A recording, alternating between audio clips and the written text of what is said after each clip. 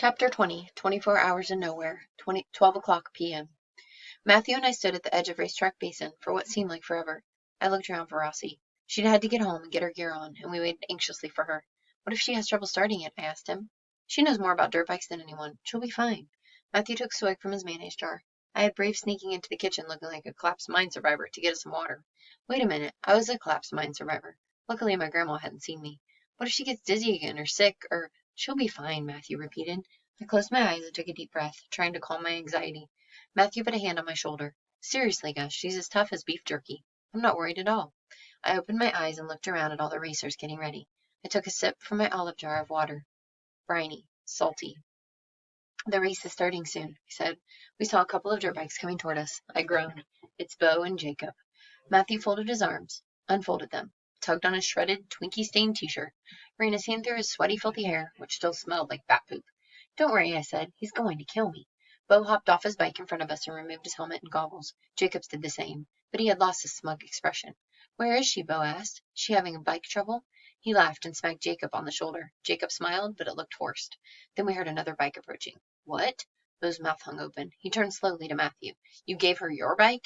He drew out each word through clenched teeth. I didn't give it to her. Matthew's fingers twisted the bottom of his mangled shirt. I just lent it to her.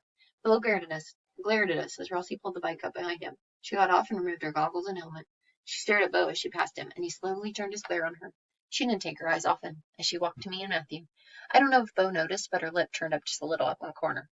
Mayor Hanson walked up to us. Looks like V have a real race today. You guys all ready? Not only had Mayor Hanson appointed himself mayor of nowhere, he had also made himself the master of the races. If we weren't careful, I could see him taking over the whole town like some kind of evil overlord. That would actually be pretty exciting. I peered down into Racetrack Basin and saw the rest of the racers already lining up. I'm ready, Rossi said, still watching Bo. He spat on the ground at her feet. She kicked dirt over his spit and turned to us. I handed her my olive jar and she chugged half the water down. I'll see you guys afterward. She wiped at her mouth. After you win, I said. Bo shot me a dirty look. I looked dirty back. Yep, right on back. I had become quite reckless and daring in the last 24 hours. Rossi breathed in deeply and put her helmet on. She slipped her goggles over her eyes and got on Matthew's bike. She jumped up on the starter. Then she pushed her goggles up. By the way, Bo, she said over the loud rumble of the motor. He looked at her with the worst seething hatred I'd ever seen. Those jewels are plastic. She slipped her goggles back over her eyes. And that gold is fake, too. Then she rode off down to the starting line. Matthew and I stood there with our mouths hung open. Bo removed the bag of jewels from his pocket and took one out. He bit it in half and spit the pieces on the ground. He threw them down in a rage, then took the piece of gold out of his pocket and threw that down as well. He turned to us. I'm going to kill you guys, he said through gritted teeth. Mayor Hanson watched him as he rode away. Don't worry. He's not killing anybody. I'm not so sure about that, Matthew said. I walked over and picked the gold out of the dirt and stuck it in my pocket. Then I reached for the jewels. Don't, Gus. I looked up at Matthew. Just leave them.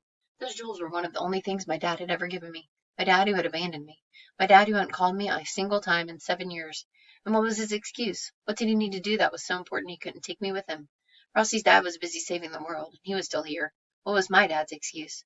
But I wasn't what my dad had done to me, and I was worth more than a bag of worthless plastic jewels. A whole lot more. I pulled my hand back, and I left them. Matthew and I watched the riders as they prepared to begin. Rossi was already in line, adjusting her gloves. Bo walked past her with his bike and slammed his shoulder into her back, momentarily throwing her off balance. She managed not to fall and continued adjusting her gloves as though nothing had happened. And I was sure that maybe that made Bo madder than anything else she could have done. Mayor Hanson stood behind the racers with his air horn. Matthew grabbed his stomach. I feel sick. I felt nauseated myself. I looked down at Rossi and shook my head. Don't worry. Mayor Hanson blew the air horn and the racers took off. Right away, Rossi and Bo were out front, Rossi trailing him by a couple of bike lengths. I turned to Matthew. I don't like to watch from here because you can't see the other side of the track. We walked along the edge of the basin with our jars of water, watching the racers as we went, until we reached the hill. I pointed at Rossi gliding over the tops of the whoops. The others followed, slowly going over each one. See, I said, she rides like she told you. You have to go faster. Yeah, I've never really watched her like this before. Matthew scratched at his matted hair. It's kind of cool, but she better hurry. Bo was still in front of her. She always does this. She trails him for the first 3 laps, then finally passes on the last. Well, about half of the time. She can't always get around him. Matthew was staring at me. What? I asked. He shook his head and smiled. Nothing. You just seem to pay a lot of attention to her. I shrugged. Just because she's such a good racer. Everyone likes watching her. No, most people are watching Bo. As the two of them raced along a berm below us, Matthew said, "Hey, Gus." "Yeah?" "If you ever put a diaper on my handlebars again, I'll grind your face into a pile of bat poop." I tried to hold back my smile. "It's a deal." Then I reached into my pocket and gripped the pocket watch, the only thing of value I owned. But I didn't really own it. I held it out to Matthew. "Here, this should be yours." Matthew stared at the pocket watch. "But your dad gave it to you." "Yeah, well, it wasn't his to give." Matthew reached out slowly and took it. "You really want to give this to me? Like a present?" I shrugged. "Not really. It rightfully belongs to you." Matthew lightly touched the initials engraved on the watch. "No one's ever given me a present before." I cleared my throat. "Then yes, it's a present." Matthew put the watch in his pocket. "Thanks, Gus." He looked down at me, a huge smile on his face, and I swear he looked just the same as he did that day I found him in the bathroom in second grade. "Do you really mean it?" I sighed and felt my empty pocket where the watch had always been. It seemed like I was letting go of a lot of things today. We continued to watch as Rossi did exactly as I said. She trailed Bo for the first 3 laps.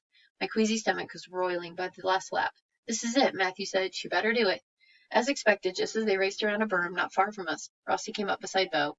The other racers were nearly half a lap behind them at this point. Only Jacob was fairly close, at about a quarter lap behind. When Bo saw Rossi trying to pass, he gunned his bike, but I knew he wouldn't be able to outrun her. Matthew's bike was faster than the Retta. Just as Rossi passed him, right in a blind area where I, and Bo no doubt, knew no one could see them but us, Bo reached out and grabbed her handlebars. Extirpate. Put an end to something or someone. Eliminate. He squeezed her front brakes. The bike jolted to a stop, sending her toppling forward. She rolled end over end into the dirt. Matthew and I were both screaming. I have no idea exactly what words were coming out of our mouths, but I'd estimate they were worth at least a dozen cans of Brussels sprouts. Rossi was down, but Bo had made a terrible mistake. Not only had he taken his eyes off the track to look at her, but he had taken his hand off his handlebars. He lost his balance as he hit a rut and toppled not far from her. Rossi lay in the dirt on her back, and I worried she was seriously hurt. "Get up, Rossi!" Matthew and I screamed. As though she had heard us, she raised her head and pushed herself up with one arm. In the last 24 hours, Rossi had scaled a mountain of rubble, fought off bats, run from a mountain lion, gotten chased by Javelina, and nearly drowned. Now she had to face Bo. He marched across the track, and even though I knew it wasn't possible, I swore I could hear every crunch of his boots as they hit the compacted dirt. Rossi stood and faced him, slightly hunched over, one hand held close to her stomach. Before Bo reached her, though, he detoured toward her dirt bike. He lifted a heavy boot, dust flying off as though it were smoking, and brought it down hard on one of the wheels. "My bike!" Matthew cried. Rossi removed her helmet with the hand not held to her stomach and screamed at him to stop. I looked frantically at the group of people standing at the starting line. Fleas from this distance, but no one could see Rossi and Bo from there. There was no way for me to get down to them. I looked at the other riders and saw that Jacob was closing in on them. He would pass them soon, and maybe then Bo would stop. But by then it might be too late. Bo continued stomping the bike. Rossi ran at him. Just as he raised his foot for another crushing blow, she swung her helmet at him hard, causing him to lose his balance and fall back into the dirt. It wasn't exactly an EU saga, but I'd guess Rossi had had enough trampling in this game as well. She quickly shoved her helmet and goggles back on and lifted her bike. Before she could get on it, Bo jumped from where he lay on the ground and grabbed her legs, causing her to fall back down. She struggled to get her legs free, but he held her neck firm, doing everything in his power to keep her from getting back on the bike. And then I saw Jacob rounding up the corner. He wasn't going to pass them. He was going to plow right into them. I ran along the edge of the basin, vaguely aware of Matthew running behind me. "They're coming!" I screamed.